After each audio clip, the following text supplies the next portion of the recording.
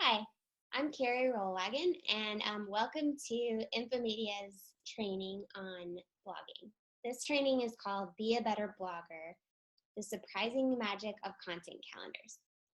So today we're going to be talking about, obviously, how to create a content calendar. We're also going to be discussing how to figure out what content you're even going to use, how to decide who's going to be writing your content, essentially how to create that content in the first place, because that's a big part of scheduling your content. So kind of the last half of this training is going to be more on calendars and scheduling, and the beginning is going to be kind of how do you even come up with the content in the first place.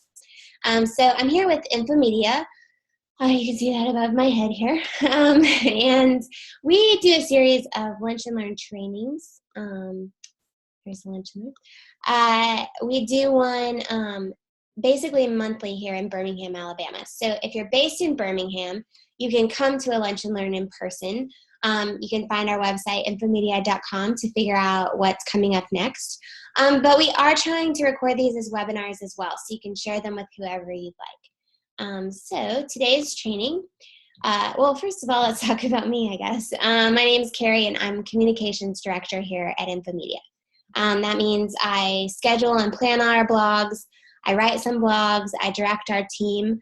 I also write some client blogs, and I've done a lot of corporate writing, planning, strategizing, and ghostwriting for different companies throughout the years. So today we're going to be talking about essentially how to schedule content. And this will be helpful if you are a blogger who is writing for yourself, of course, just like a personal blog, but it's really geared more toward people who are trying to blog for business. So that's what we're kind of figuring out today. Like when you have a team of writers, a team of bloggers, how do you schedule out their posts?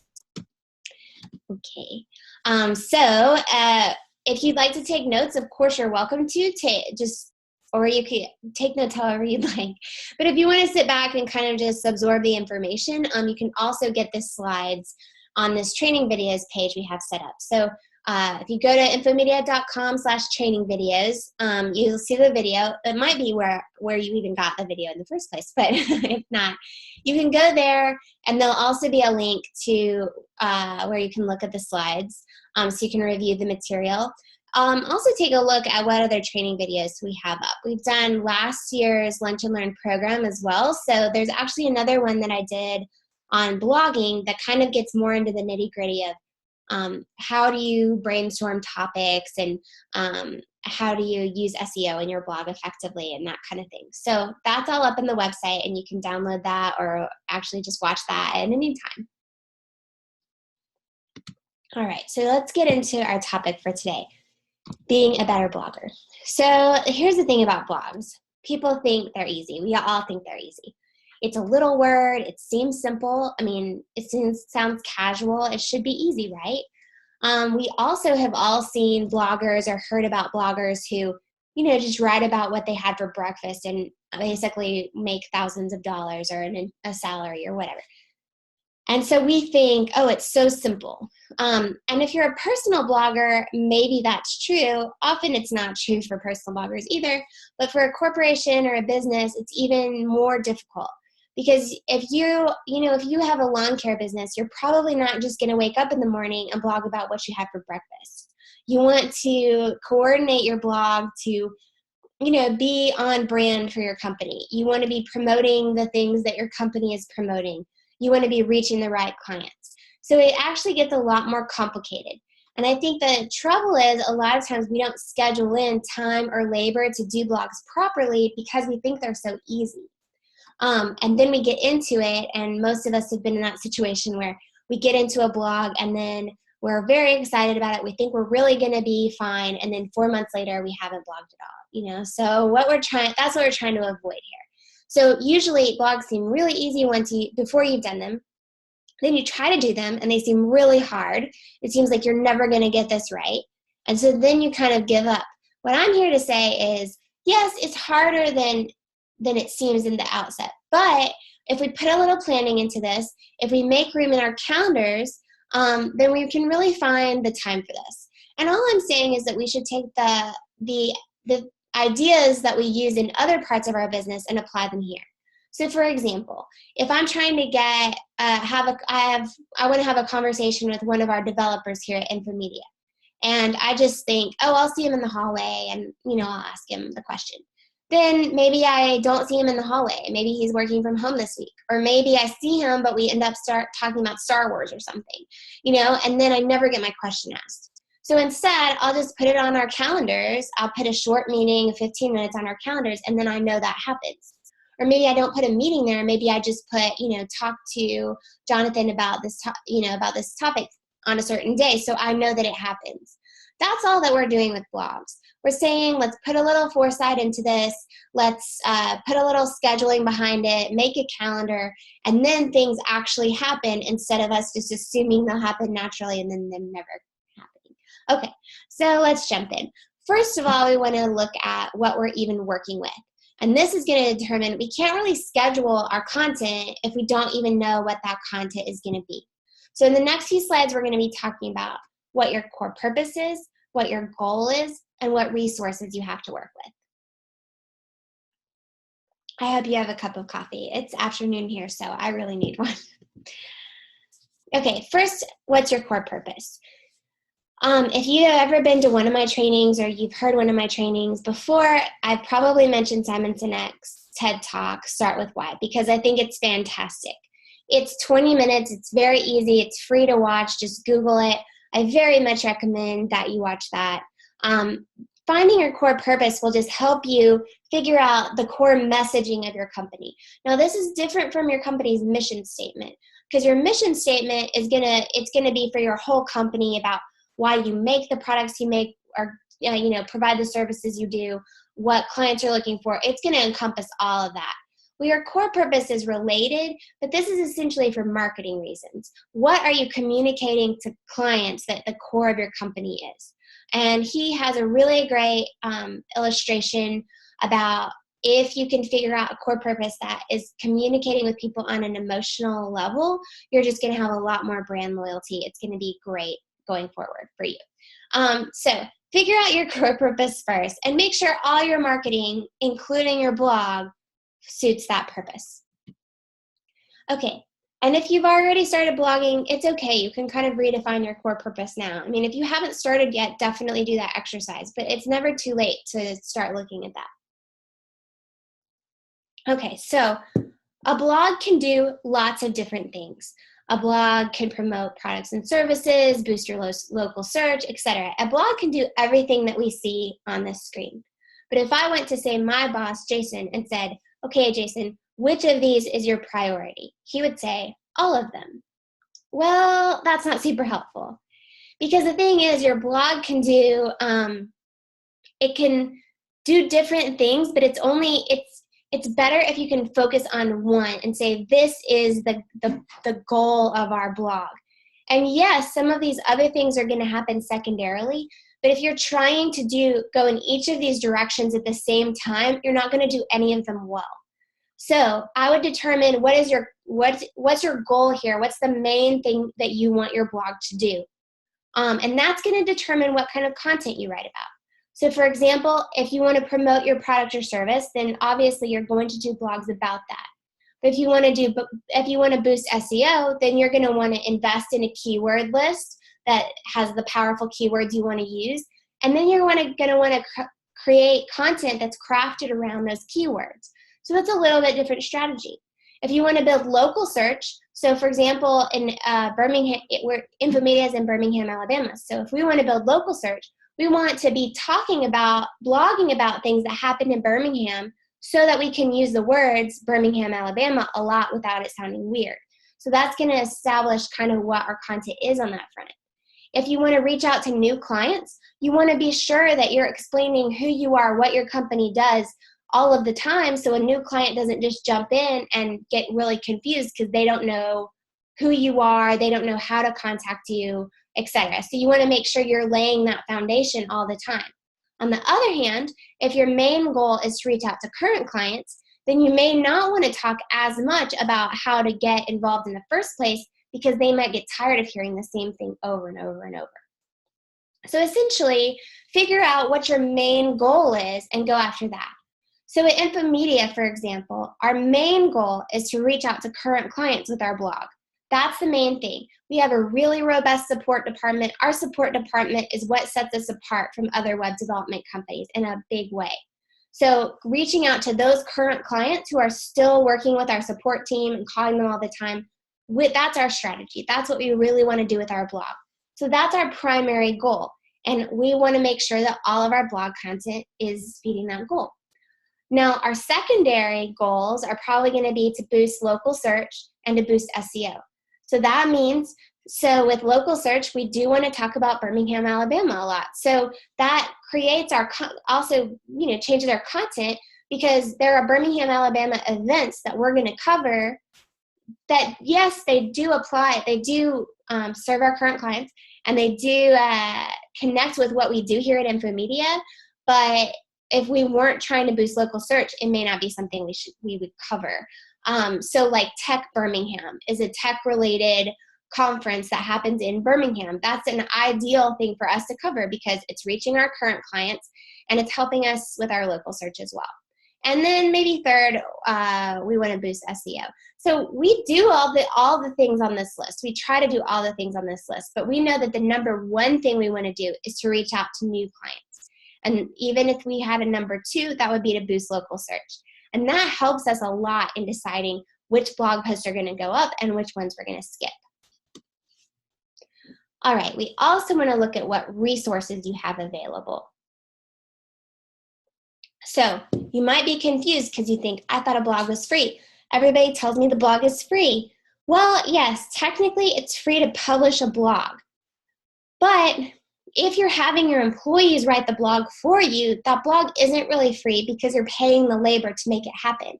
So we have to treat this kind of like a resource and look at it and say, what resources am I willing to put behind the blog? Okay, so look at who's writing your blog. Is it you?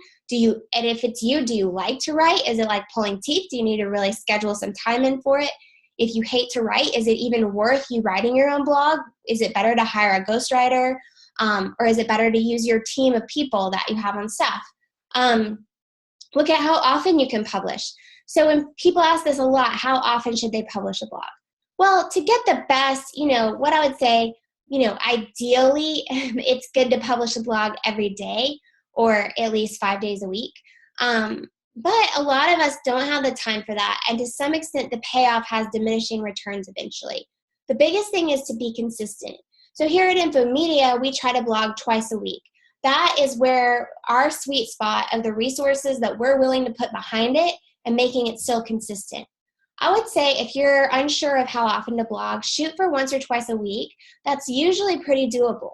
Now, I'd say the minimum would be once a month, because when people come to your blog, you really want that month and day to be consistent, to be not too far in the past. Because if somebody lands on your blog and your last blog was in 2014, they might think that your company is shut down or you're shut down. You definitely don't want that. So keep it as current as possible. So I'd say that's the minimum. But ideally, you want to do once or twice a week.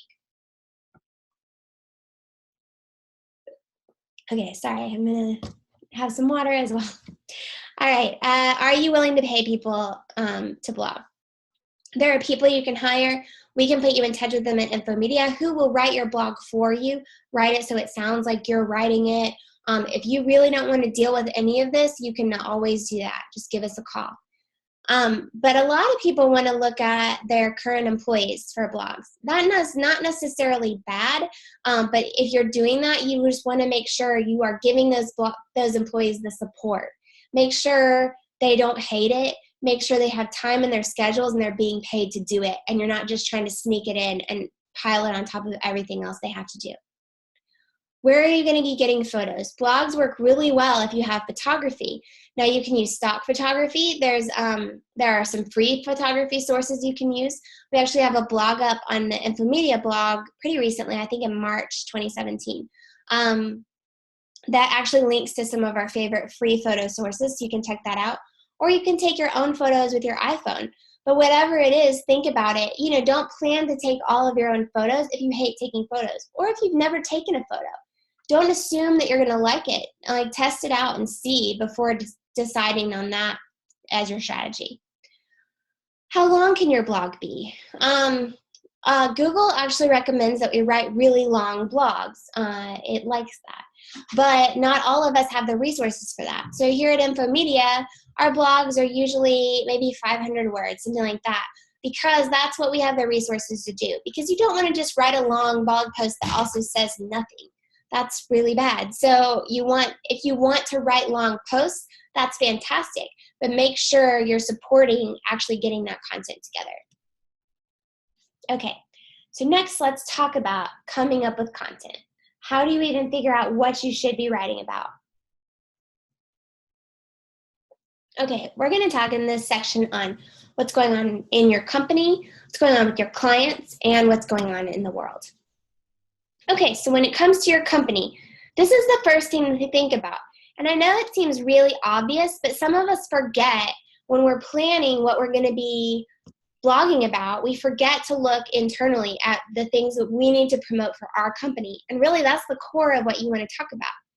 You don't want to talk about this all the time. You don't want to be that company that only talks about yourself, but you do want to make sure that you're getting these important dates on your calendar.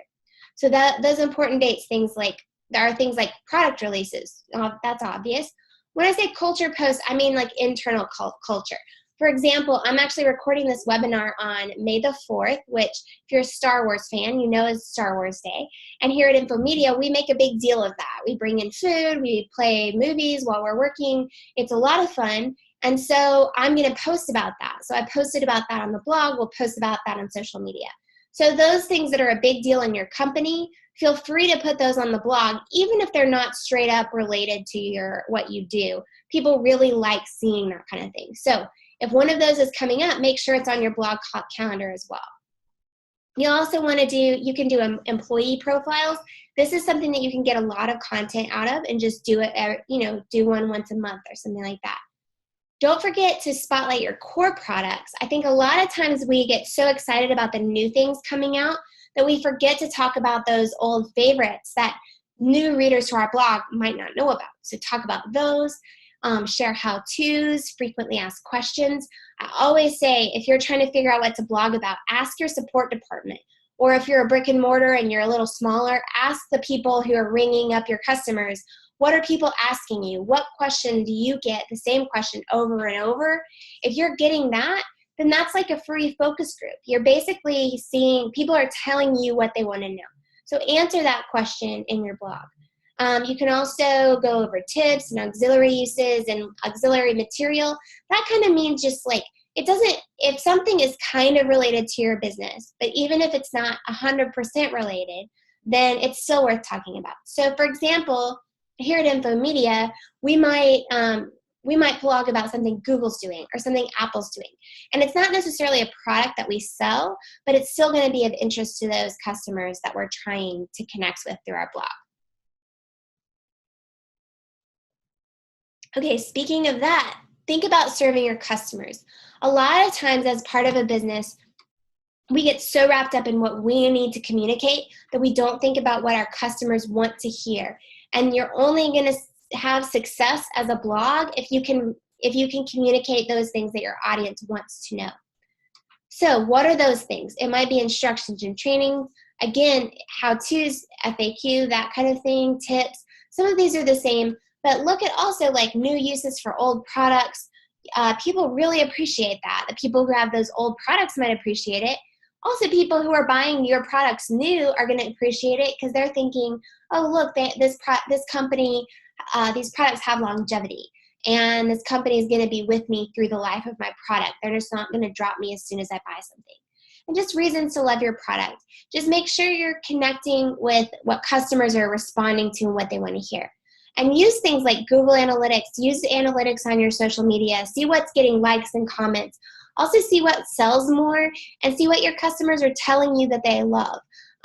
Blog about that stuff. Blog about the things that people are telling you they want to hear more of. All right, and after that, look at what's going on in the world. So when we're looking at our calendars that we're setting up, we have ideas from inside the company. We have ideas from our customers. Now, that may not fill up a whole blog calendar. So you can also look at what's going on around you. So that's going to be news events. Now, don't do the thing where it's a horrible, tragic event and you try to promote your company through it or something. Like, that's not what I mean. I don't mean hop on every tragedy and every news story. But, you know, if it's a happy story, it's a light, you know, feature style story, and something about your business relates to it, you can post about that. Definitely holidays. You know, a lot of us, there's a way to wrap the holiday into what we're doing. So maybe we're selling things for Christmas, but we also could maybe put a couple peeps on the calendar and take a picture for Easter, or, you know, sprinkle out some hearts and do a post about Valentine's Day or something. You can just find ways to work those holidays in with your company. There's also silly holidays, so things like National Donut Day or Star Wars Day. Those are really fun things to talk about. You can get some social media traction from these because other people are posting about them, and it just makes you look more current and more on trend. Also, what we're going to be talking about later in this talk is how to create a calendar of events and plan events before they happen. So holidays are a great way to do that, and silly holidays too, because they're a way that we can know what's going to happen. You know, most likely people are going to still be celebrating Easter this year and next year. People are still going to be celebrating, you know, the first day of summer or Star Wars Day or whatever. So we can kind of know the future, and so we can plan the content for that, but it still looks immediate when it happens on that day. Okay, product releases, that can be inside your company or outside your company. Again, if Apple releases something and it's really exciting, that's good for us to write about. Innovation in culture, technology, or whatever your field is, and meetups and events in town. We really love, at Infomedia, we love promoting in-town events, first of all, because our clients really like it. Also, because when we promote something that's happening in town, those people who are doing it are very likely to see that we posted about it. Because, you know, it's a Birmingham event, it's not too huge. We're not going to disappear. You know, I could promote something that maybe Bill Gates is working on, but he's not going to notice. But if I promote something that's happening in Birmingham, Alabama, the people doing that are going to notice. That builds a lot of goodwill for your company. It can also mean that they might promote your event in the future. Don't count on that, but it usually is, it's a positive thing as far as networking using digital media. Okay, so here at Infomedia, we actually start literally with a calendar. We put those holidays, silly holidays on the calendar, and we put our Infomedia dates that are important on the calendar. So if you're wondering where to get started, we actually put our calendar up on our blog. So look at infomedia.com/blog. Toward the end of the month, we'll be putting the calendar up for next month. So you can kind of prepare. You can get a head start. So those holidays are already on there. We put some of those silly holidays on there. And then you can just fill in the stuff that applies to your company. So this is our March calendar, but we put them up every month. It's a free download. Just take a look at our blog and they'll be there. All right. So let's talk about, now we're actually going to talk about scheduling. So first, plan your month. That involves setting up a base calendar, and that's what we just looked at. Put your local events on there, put your holidays on there. Then think through what you need to communicate and promote. So remember that if you have a sale that starts, say, May 10th, you don't want to start promoting it on May 10th, probably, unless it's like a flash sale. But if it's something that you want to start getting in the minds of your customers, you know, make sure you have on the calendar, the sale starts May 10th, but then say you might want to start talking about it on May 1st or May 5th or whatever. So for example, when we do these lunch and learns, we don't start posting about it on the day of the lunch and learn. We start posting about it at the beginning of the month so people can sign up, people can be reminded of it, so that by the time it actually happens, yes, we do post about it then, but people have been aware of it already. So just make sure you're backdating your content like that. And then once you have those holidays and the events that your company is going to cover, then you can fill in the gaps with like some additional stuff and some fun stuff. And let's talk about how to find that. Okay, so again, here at Infomedia, we were already, for the past couple of years, doing a pretty good job of doing those holidays, getting our promotions going, all of that stuff. What we didn't have was consistency with the other things. So that probably filled up maybe 50% of the dates. And then for the other 50%, we would basically just get in a room together and say, okay, what do you guys want to talk about? Well, you know what, if you get a bunch of people in the room together, and our blog meetings, by the way, we have one person from every department so that everybody is represented. And not everybody in the company has to write blogs. It's just those people from one person from every department. So anyway, we get in a room and I say, what do you want to talk about? We're probably not going to talk about blogging. We're probably going to get off track really quickly. And we always end up talking about either something in pop culture or something about like, why does the fridge in the break room smell so bad, or something like that. So it's always going to kind of devolve. So I was looking for a way to keep our conversations on track. I also wanted a way to make sure that we were promoting the things that we needed to be promoting for Infomedia itself, because I felt like we were missing a lot of things that we do that may not be as exciting. So for example, you know, we're really encouraging people to add an SSL to your website because it increases your security with Google. Google loves it, and so that means it'll like increase your rankings in Google. It's an important thing, but it's about security, so it's not that exciting of a thing. So we don't really ever talk about that just because, I mean, it's kind of boring. But we should talk about it. I mean, it hits our main objective in that it communicates something important that our clients want to know. So anyway, we were missing some of this. So what I did was create this worksheet. I created a monthly worksheet. So I did this by I made a list of all the services that we do at Infomedia that I wanted to promote, and came up with like 20 services that are things that we really want to push hard. And then, you know, we have 12 months of the year. So I kind of put that together and thought, which of these services make sense together? And I did a grouping where I came up with 12 different categories. So each month we have a different category. So for example, March, our category was giving your website a tune-up.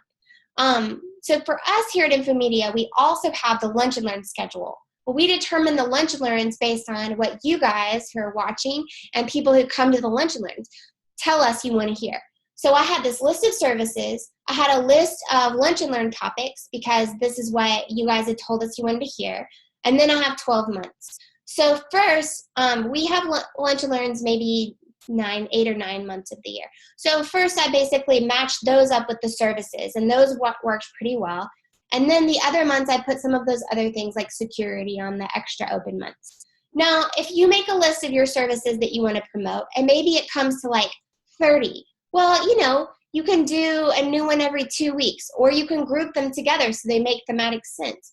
Or you might have, or you could do a 2-year calendar and just make sure you're cycling through every so often.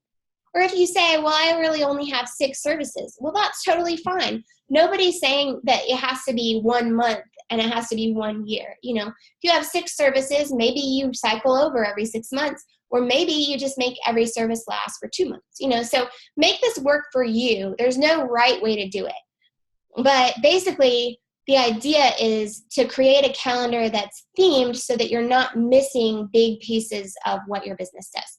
So let's go into this a little more deeply. This is what we have on the worksheets. First of all, we have our topic. Also, we have the Lunch and Learn that coordinates with this topic. So this worksheet we're looking at was for March, and Jonathan did a Lunch and Learn called Give Your Website a Tune-Up. So that's exactly matching up. You can find that webinar, by the way, on our training videos. It's free at infomedia.com/training videos. I think he did a great job with the talk. Anyway, so the idea with this month was to give people just small ideas they could do to make their websites better.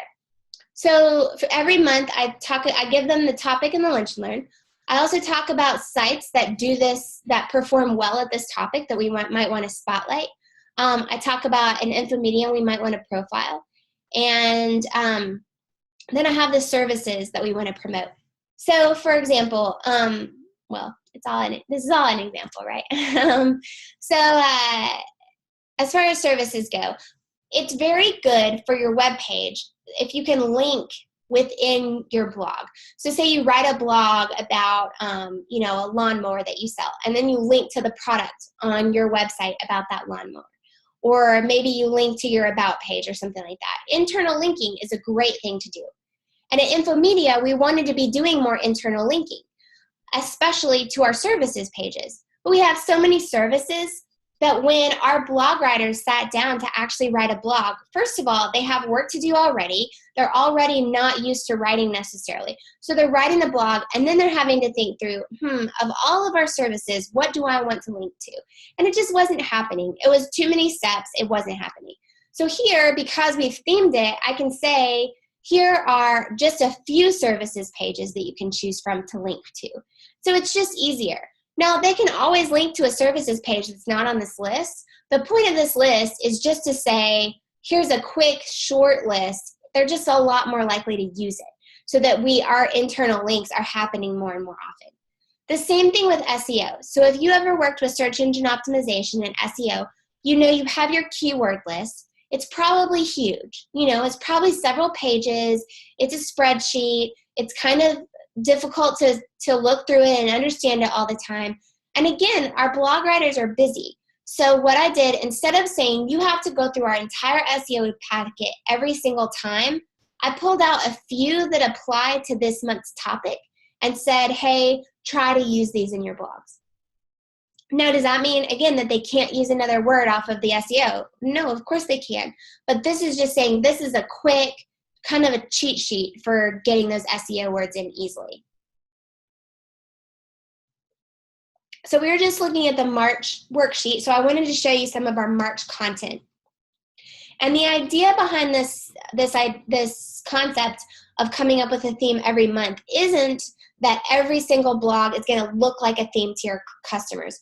Your customers don't need to know, this is my theme for this month. Hey, everybody, I hope you're paying attention. You know, we're talking about tune-ups. You don't have to say that at all. That message will come across because your content is promoting it. So for example, we have a blog in March about redesigning your website and how you'll need the logins handy. That's a small thing you can do to make your website better. That belongs in the tune-up section. All right, so save time and money with a great sitemap. Also, just small things you can do to make your website better. Here's that free photos post that I was telling you about. Like getting new photos that look better is a small tweak that can improve your website. And 7 what WordPress superpowers you didn't know you had. Again, like you're learning new things about improving your site. So all of these blog content, all this blog content feels fresh, it feels good. It doesn't feel like we're trying to jam it into a theme, but it all does relate to the theme. And these are all examples of things I don't think we would have even thought to cover if we weren't doing this. Now, this doesn't mean that all your content for the month has to line up exactly. So we also celebrated Pi Day that month, and we also did like a beer tasting for St. Patrick's Day. We put those posts up. We didn't try to force them to tie in or anything. As long as most of your content is about the tune-up, go ahead and talk about that. The same thing, like if something really big happened with Google or something massively changed with social media, I'm not going to say we're not going to cover that because it's not social media month. You know, like now if it's social media month, even better. But I think you know what I'm saying. Maybe try to make 50-75% of your content themed, but you don't have to be too tied to it. Okay, so let's talk about how to create a schedule. All right, first, again, and some of this we've talked about, look at that monthly worksheet. See what you have to place that month. What is timely, basically. Place the content that has to run on a certain day. And then after that, you're still like, well, where do I put the rest of it? How do I decide? I have all these topics now, and then I have my holidays. Now, how do I decide where to put everything else? Well, the next thing I look at is author timing. So again, at InfoMedium, we have staff members writing our blog posts. Well, if a staff member has a huge project due that day, or they are doing the lunch and learn that week or something like that, I try not to schedule posts on top of other things. So that's the next thing that I look at. And after that, I just kind of place it wherever. One thing I will say is it'll really help you if you have some evergreen content. evergreen content are just posts that you write that don't necessarily, they don't have to be run at a certain time. So it's just evergreen, it can be run whenever. I would say aim to have 3 evergreen posts ready at all times. By ready, I mean it's written, it's edited, you've pulled a picture, you have all the SEO, metadata lined up, everything is ready, you just have to push publish. You'll really thank yourself if you do this, because again, like, you know, you'll get a blog ready to run and realize, oh, you know what, we don't have a picture for this. Or you'll get a blog ready to run and think, I really need to run this by this other department before we put this into the world, or something like that. And then you can run one of those evergreen posts instead and stay on schedule. You'll really be happy that you did. I wanted to talk about due dates because so many of us are using staff to write our blogs. So when do we tell them to have the blog ready? I would say do not tell them to turn in the blog on the due date. It's probably not going to happen. You're going to be very frustrated. Either you won't get the blog or it's not what you were looking for or whatever. So what I do is I have them turn in blogs a week before they're due. That way they have a little time to be late. Because let's face it, if an Infomedian comes to me and says, I have a blog due tomorrow, but I'm also up against the wall with this client project. Well, the client project comes first. Like, the blog should be able to slide. So I want to have that wiggle room for them. Also, we have time to get a photo once it comes in and not be scrambling for that. And I have time to edit it a little bit, incorporate more SEO, maybe link to a service if the person who wrote it didn't. All of that can happen in a week. It's a lot less pressure than having it come in and me having to do that the morning it comes in. Now, what happens if you don't get content on time? Well, you pull some of the evergreen content, hopefully. And if not, it's really not going to hurt you to skip a day. The idea behind the calendar is to have an idea of what you're doing and to get back on track. The idea isn't that you're so chained to it that you absolutely have to post every single time. So it's okay to skip a day. If you find yourself skipping every day, maybe go back to saying, for this 1 month, we're going to post every single day. But be as flexible as you can with it. Okay, so once you have that schedule, in some ways you can automate it, and I want to talk about that. First of all, this is very easy in WordPress. So when you're in your dashboard writing a blog post, on the right side of the page, you'll see this box on the left that says publish, and then you just go down to where it says publish immediately. You hit edit, and then you'll get a little calendar where you can choose the name, the date. Once you choose the date, you just hit OK, and then that blue button that says publish will change to schedule. Then you hit schedule, and then it'll schedule and put your post up when it needs to go up. That means if you want to post your blog at 7 o'clock in the morning, you can. And you don't have to get up at 7 o'clock in the morning. Or maybe you're up, but you don't want to deal with it. That's fine. You just hit schedule. It makes life a lot easier. Okay, so should you promote their blog on social media? Basically, yes to everything. I'm going to say Facebook and Twitter, you definitely should.